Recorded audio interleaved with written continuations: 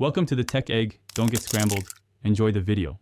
In this video, I will explain how to make a stock statement for your cash credit limit.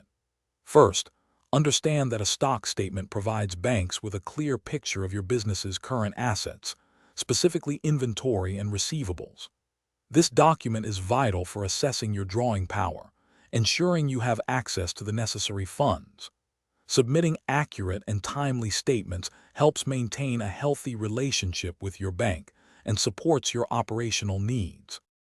When preparing your statement, you must include all inventory categories, raw materials, work in progress, and finished goods. Clearly detail your accounts receivables, noting their age and total value.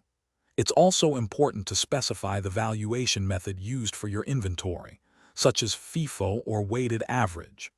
Always ensure that all figures presented in your stock statement precisely match your internal accounting records for consistency and accuracy.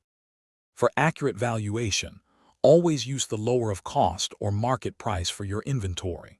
Crucially, exclude any non-moving or obsolete stock, as these items do not contribute to your drawing power.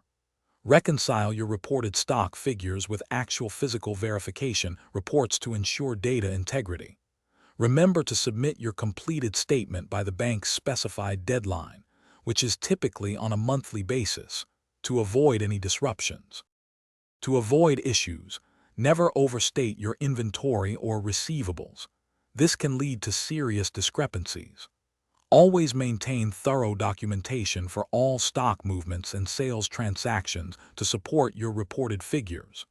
If you're ever uncertain about specific calculations or reporting requirements, don't hesitate to seek professional advice. Regularly reviewing your entire stock statement preparation process will help you identify areas for improvement and ensure ongoing compliance. Thanks for watching. Consider subscribing if I helped unscramble your problems.